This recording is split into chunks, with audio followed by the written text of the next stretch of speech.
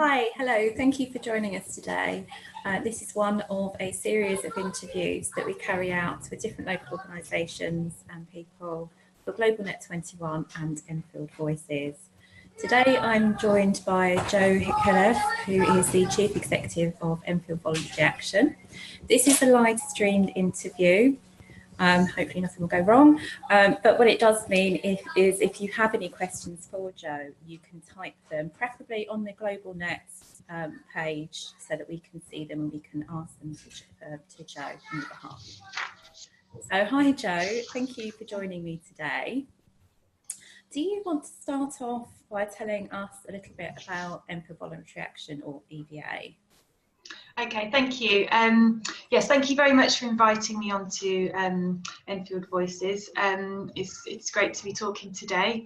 I'll tell you a bit about Enfield Voluntary Action. So it was started in 1991, so 27 years ago, and we support voluntary and community organisations in Enfield. We currently have 800 organisations on our database, so that's quite surprising in itself to some people about how many groups there are just in the London Borough of Enfield. They range from bigger organisations that most people will have heard of, such as Age Concerned, Mind, MenCap, the Citizens Advice, and those sorts of bigger organisations, but it also has many small organisations, including sports groups and children's groups, after school clubs, so loads and loads of different organisations in Enfield. So what we do is we have a number of functions at EVA, the first being our volunteer centre. That a lot of people will be quite familiar with what a volunteer centre does. It matches up residents to opportunities. We also have our funding and advice service. So that helps organisations to apply for funds, to set up their plans and projects, and to gain some resources to run their projects. And we also have a community accountancy project who helps organisations be compliant. I suppose a lot of people might be surprised how much legislation charities have to deal with in terms of fundraising, codes and finance reporting. So there's lots of different things that the community accountancy helps with. We have our EVA News, which is sent out to about 750 organisations with relevant stories and news about what's going on for voluntary organisations in the community. And then we do strategic representation, where we represent the needs of communities and voluntary groups with council health bodies. So that's the sort of our basic services. It's a very wide-ranging remit that you've got. How do you think, so you've been going a long time, I'm assuming you haven't been involved in it since 1991, but how do you think it's developed in terms of the services that or the support that you do give voluntary organisations since it was founded in 1991? Presumably there was a need that was seen at that time. How do you think that need has changed, or has it changed? It has changed. It changes every year. So the needs of people does change. The population, as the population changes, it becomes more diverse. As new issues emerge, so the issue which is really around, one of the issues around at the moment is really recognising loneliness, and how so obviously how voluntary groups connect to lonely people. So the challenge becomes, how do you know who's lonely if you can't find them, if they're not in touch with you? So the voluntary sector is always finding new problems, new issues to deal with. So the way that they need to do that, the methods they need to take will change over time. The way we deliver support changes.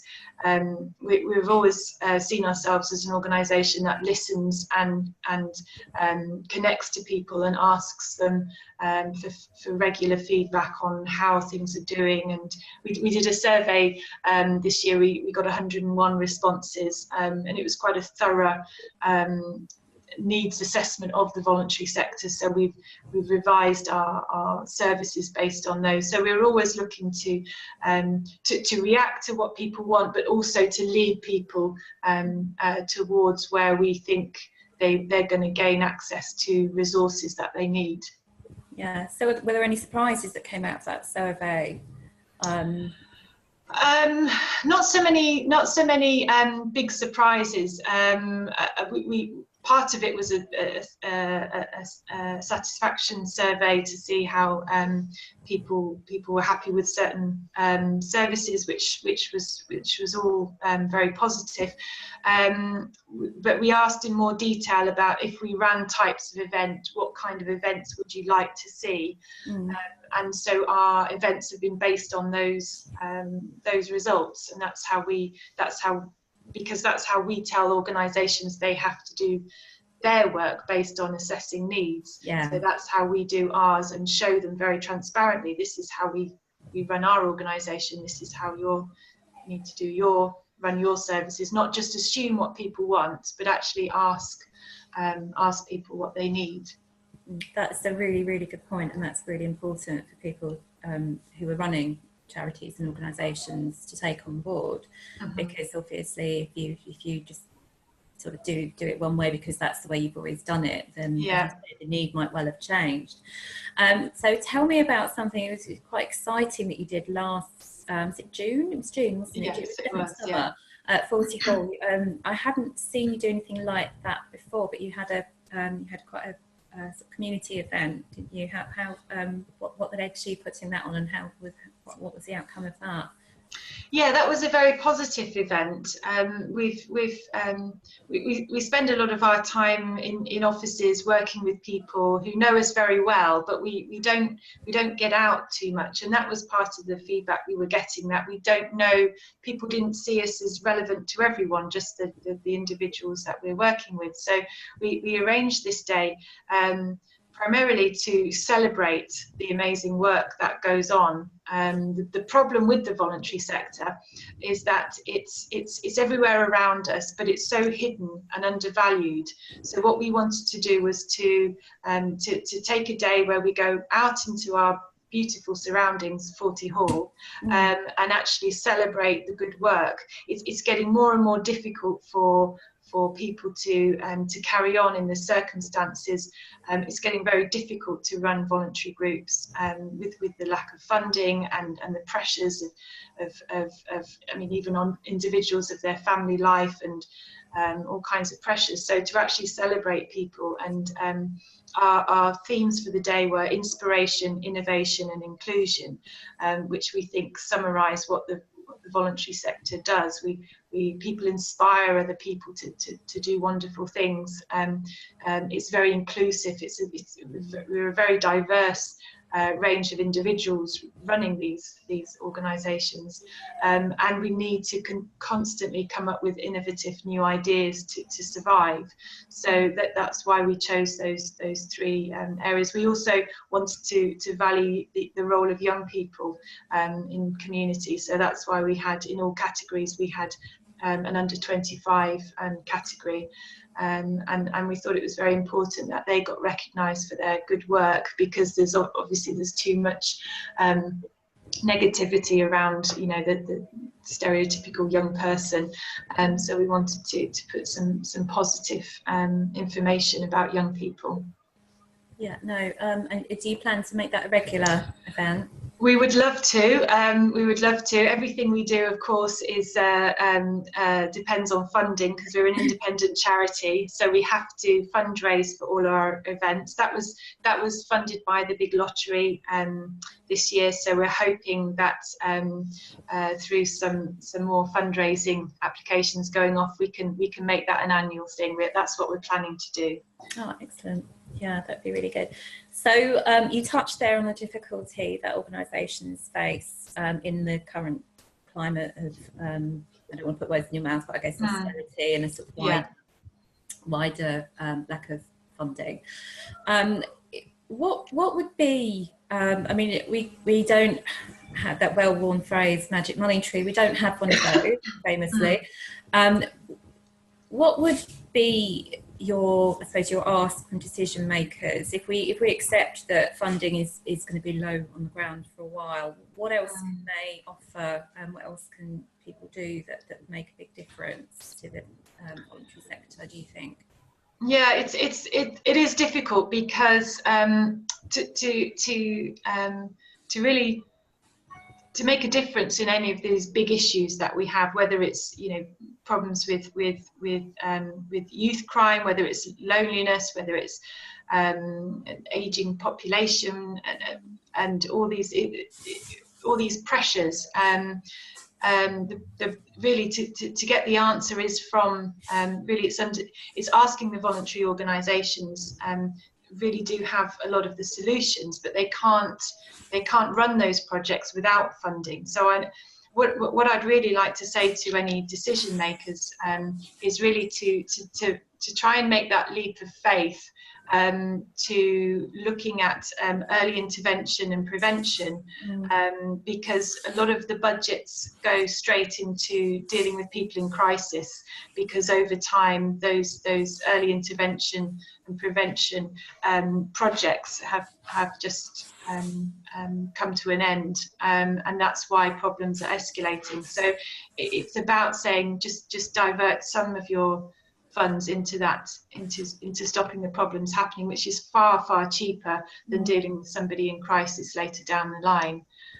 So yeah, I'd like to be able to say that there is something we can do without funding, and there are certain things that can happen without funding, but they still need coordinating. They still need to bring people together. You can't just have volunteers are great, but they need to be supervised. They need to have DBS checks. They need to be sustainable volunteers. They need to be managed and have their expectations matched to the host. So even free things cost. And it depends. In some areas you may be able to bring people together and say, okay, I for example do sometimes I go to a running group, and that's completely free of charge. It's organised by local people, no money exchanges hands, that's fine. But when you're looking at when you're working with vulnerable, disadvantaged communities, they don't have, if you say, okay, let's set up something, where's it going to run from? Even if you found somewhere for that place to run from for free, you need access to that place. Even in that instance, you would need a plan, you would need a budget, you would need to be able to charge people a certain amount of money, you would need insurance, you would need some resources. These things can't always happen completely free of charge. It would be great if they could, but often when you're dealing with, as I say, with vulnerable people, that small investment into prevention and coping will save so much money later down the line if situations spiral out of control. So it's worth that bit of investment. So I'd say. Thank you. So changing tack slightly, we've had a question from one of our listeners. Who who wondered how Enfield, or how we think Enfield might compare to other areas in terms of its voluntary sector. I don't know how there are other sort of voluntary action groups, aren't there? Yes, there is. Yeah, and I presume that you have you talk to them. Yeah. How does Enfield compare? I think, well, yes, because I meet with all the CVS, called Council for Voluntary Service. I meet with all of the different CVSs across London, and we work in partnership on various projects from time to time. Yeah, each area, of course, is unique. That's why we work on the basis that local knows its own needs, and we have we have a very divided borough, as you probably know. So the eastern side of Enfield is very similar to the corridor going down to Tottenham in terms of the makeup of the voluntary sector, and then of course you've got the west of the borough, where you've got different types of organisations, but I'd say in terms, I mean, all voluntary organisations face the similar issues. It's just for our borough, I think sometimes we're not recognised as having some of the problems we have, because if you take some of our statistics as an average, we don't look that bad, but some of the inequalities in Enfield are so great. So that the 9-year life expectancy difference in life expectancy between east and west, and some of the numbers of children living in poverty is so great. 1 in 3 workers are below the living wage in Enfield. So we have, I think the difference of Enfield is that we have quite a lot of inequalities, which is why we need community or social or voluntary action to address those needs. And I think we've in terms of our relationship with the council, it's always been quite positive. We've always had support from the council in terms of their recognition that the voluntary sector is important to their important partner to them. So we just hope that continues as well. I think, I mean, we do seem to, I don't know what it's like in other boroughs, because I've only ever worked in the voluntary sector in Enfield, but we do seem to have a very rich voluntary sector, lots of excellent groups that people can join, lots of sort of whatever your interest is. It does seem like there is something that you can do with your spare time. Although going back to the difficulties, I guess, facing voluntary organisations, people have said to me that there is now a quite difference in terms of I suppose the demographics of people who are coming forward and volunteering, because a lot of the speaking generalisation here, but a lot of these slightly older women who would have, I suppose, been looking for something to do with their kids are at school, they're working now, or if they're older, then they're looking after the children, their grandchildren. Have you noticed that, and is that something that that other organisations have had to deal with, and how? I mean, presumably other groups are coming forward to take those spaces, I guess, or is it a difficulty that we're having to deal with? Yeah, I mean, I think so. It's in terms of who makes up the volunteers that come forward. I mean, volunteers come from quite a wide range of different backgrounds, and people are motivated by very different things. So, so for example, young people are very much attracted by something that will be fun and enjoyable to what their interests are, whereas you get a large proportion of volunteers of older people, mainly around sort of retirement age or a bit before, which is very much about the purpose of their volunteering, what it leads to, what the end goals are. So you've got different activities and different purposes will motivate people in different ways, really, it's for any sort of volunteering, it's thinking about what that volunteer will gain through the volunteering, and that will vary very much from person to person, which is why we have this volunteer centre, which actually will do a questionnaire of what their interests are and what motivates them, and then again from the host about what type of person they're looking for. If you don't do that process, then people just turn up to things and then they feel they're wasting their time. So it's about matching expectations. So there's a variety of different volunteers from different demographics, and everybody, and a lot of people now are looking for volunteering as a employability perspective. So people want to gain experience to put on their CV, to get them into different work. From one of our parents program that we ran, many of the parents got work, but because one of the things they were missing, they said they told us that the 3 reasons that they weren't getting into work was confidence, childcare, and the cost of courses. So we ran a parent program which with a creche that was free for the training, and that really built their confidence, and many of them got jobs. So it's really looking at the barriers of why people can't achieve what they want to achieve, and sometimes volunteering will help. Yeah, definitely. I mean, we use volunteers in the organisation where I work, and they do tend to be people who are looking for that bit of experience. Often they've got qualifications in whatever it is that they want to do. But without that experience, they find it very difficult to be given that chance. And obviously that is something that volunteering can really help with. Do you work with organisations like the DWP, helping people to get that work experience into?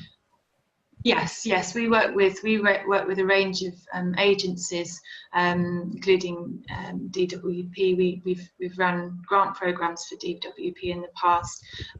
We work with ESF, funding for training and employment support, and our volunteer centre works on we run employability workshops for volunteers that want to get into work, to sort of help them make the most of volunteering. So we do support people in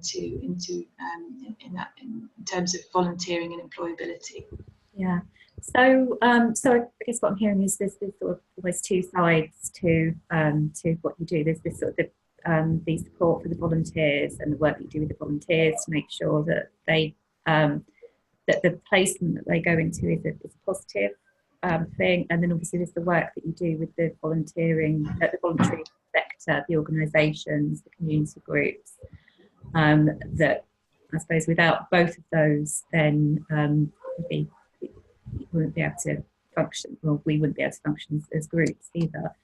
So.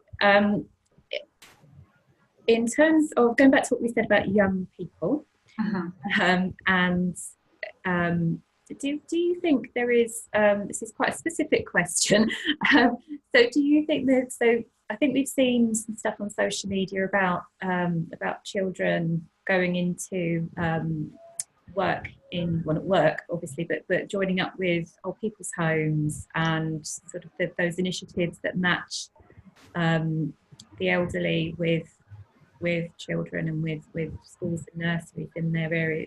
And I guess that probably goes back to what you were saying about loneliness being an issue. Do you see that kind of programme growing and gaining in popularity? Yes, I've seen over the years, because I've been in Enfield, at EVA for 11 years, and I've seen a number of intergenerational projects, and they've been around for a while, and I've seen some brilliant projects and some brilliant outcomes. I think it's always very positive to get the intergenerational gap reduced if we can. It's also I've seen a lot of family learning projects as well, which it's slightly different. It's more within the family, bringing, because it can be an issue in some communities where you've got the families have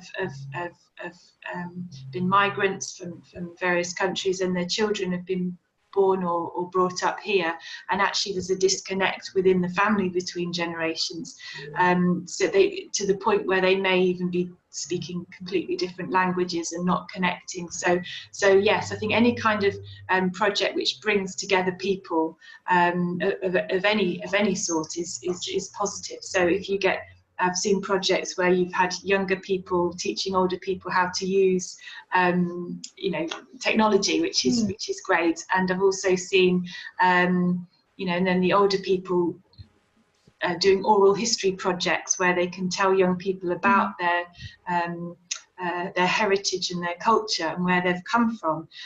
So these kind of, and then you've got the family learning projects where you've got, you know, younger parents teaching their parents how to look up things on the internet, and then the parents doing storytelling. So there's some brilliant stories, some brilliant projects, and this does benefit everyone. This is the thing, it's very specifically, of course, you can see how that benefits the younger person, it benefits the older person, but it benefits the whole community, because you're dealing with some of the big problems which cause crime, which cause isolation, which cause health problems. So if you can help those people, then you're helping society as a whole. So I think they're great projects. Yeah, they do. Yeah, it's a very important project, I think. Okay, so another quite specific question. This is about, I suppose, might be about the changing nature of work or volunteering. So one of the contributors is asking, do many people volunteer at weekends? And if so, what kind of voluntary work can they get involved in, I suppose specifically at weekends? Because I know a lot of these organisations, like mine, we're sort of, you know, traditional office hours kinds of thing. What can people do outside of that if they've got a bit of spare time on the weekends?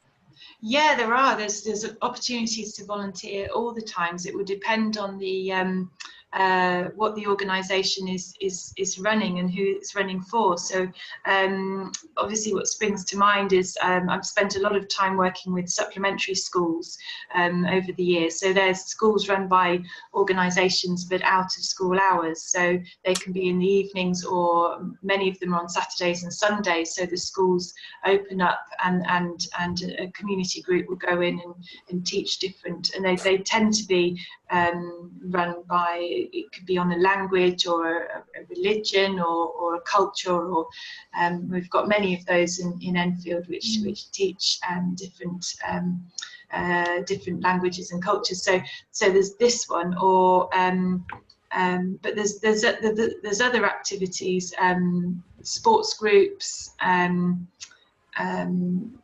sometimes there's trips at weekends and social events, and so yeah, there are opportunities to volunteer at any time of the day or any day of the week. Yeah, so I remember when I was at school, there used to be Greek school on a Saturday morning at my old school, and I was always wanted to go to that, but never got the opportunity. I don't know what I would have done at Greek school. Okay, so going on to one of the specific things that you guys do in helping organisations to look after their volunteers, I guess, because that's you know, supporting us to support our volunteers. In terms of rewarding those volunteers, I know that you organise trips and opportunities to do things as a group. I'm being asked specifically about the 100 hours awards and scheme. How important are things like that? Oh yes, the 100 hours is very important. That's organised by mainly by the Enfield Council, but we're involved in promoting it, and it's wonderful because people can build up. Again, it's something people can build up, and at the end of it, they can just feel proud that they've done it. It's a mark of recognition, and again, it looks great on the CV. If you've done 100 hours of volunteering, it sounds so much. If you're involved in a voluntary group, you tend 100 hours goes quite quickly, but it sounds good, and it's nice to go to the council and get that recognition and be rewarded with something, a certificate. So I do think it's important. I think EVA is really trying now to spend a bit more time recognising and valuing what amazing work is being done, because if we don't do that, as I say, it's getting harder and harder, and if we don't recognise, then people will stop doing the amazing work, and the problems are not going to disappear. The problems, you know, the demand on voluntary organisations for help from people is increasing. So we have to do everything we can to try and motivate people and show that their work is valued, because some people will access a voluntary organisation and not even realise it's actually a voluntary organisation. They may just think it's a service which you know is being provided, and that not, people aren't putting their time and energy into it. So people need to have that recognition to feel valued. Otherwise, they won't continue. Yeah, and I've seen you also do trips to the to Parliament. Yes, we do trips to Parliament and Victoria and Albert Museum. So yeah, we try and say celebrate and reward the volunteers with trips and things like that. That's it. Excellent, thank you. So I have a when I was sort of reading up on EVA and all the things that you do, I saw that you've got quite an interesting sounding project around health champions. Yes, we yeah, health champions. So we there's a recognition, there's a national qualification in becoming a health champion now, which involves 4 days training where you become you learn various different skills on how to make every message count. Where you so basically the health champions from EVA are members of staff of voluntary organisations that are able to give health messages to people on a regular basis, so that they can help people improve their lifestyle changes. Lifestyle changes account, so if you take into account smoking, being overweight and lack of physical activity, that accounts for the 4 biggest killers in Enfield, which actually accounts for 70% of deaths in Enfield. So those kind of issues cannot be dealt with by a doctor in a 10-minute consultation. So the health champions can give out healthy messages, and the reason why that's so important is because if you think about it, we only really take advice from people that are trusted sources of information. Well, most people, and we so some of the more vulnerable communities, say with a language barrier, that maybe don't go to health professionals on a regular basis. Where are they getting their sources of information from?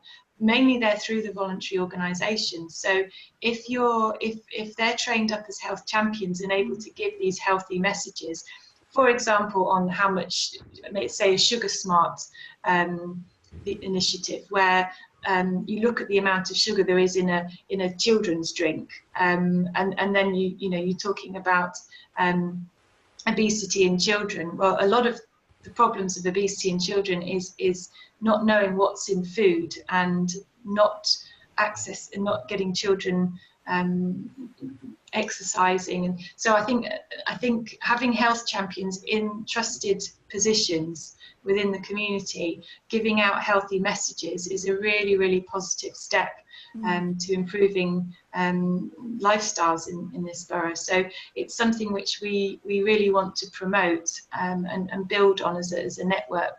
And we think it's a good model. Of course, all good models need funding, but so yeah, hopefully we'll see more of that. And how can organisations, just quickly, because I'm being told that we have to finish up soon, right, okay. Which is a shame because I could speak to you all day. But so how can organisations get involved in that particular project? Well, just to contact EVA at the moment, we don't have, as I say, we had some funding to set this up, but we need to again, being an independent charity, we need to fundraise to be able to train more health champions. So at the moment we're in the application process and try and secure something. As in all of our projects, these things take time. But yeah, no, it's a good project. It does certainly so sound do like contact us and we'll put you on a waiting list. Fantastic. It does sound like it would save a lot of money for public health. It would, yeah. All the agencies involved. Finally, do you want to what's next for EVA? What projects have you got in the pipeline? Where do you see the future of the voluntary sector in Enfield? So yes, we another of our projects, which is very exciting, which we're doing over the next 3 years, is our parent programme, where we set up stay and play groups. We go through a 10-week programme of setting, training parents to set up their own stay and play groups. We can run that in schools, in charities, in children's centres. So we've got those programmes which are very successful. Health champions we hope to see more of. Social prescribing is obviously a very big opportunity for the voluntary sector to really make a difference to communities' lives. We want to bring our diverse groups together, more partnership, more celebration. So yeah, it's a hard time, but we're hoping to do what we can with the resources we've got, and keep bringing, helping organisations attract funding, bring more funding into Enfield, so that we can do more and more community projects. Excellent. Thank you so much, Joan. Thank you for the work that EVA does. And obviously, if organisations want to join EVA or want to get involved in any of their projects or sign up for the news, then the EVA website is eva.org. Yeah, it's enfieldva.org.uk, and then you can find our services from there. Thank you, Joan. Brilliant. Thank you very much then. Thank you.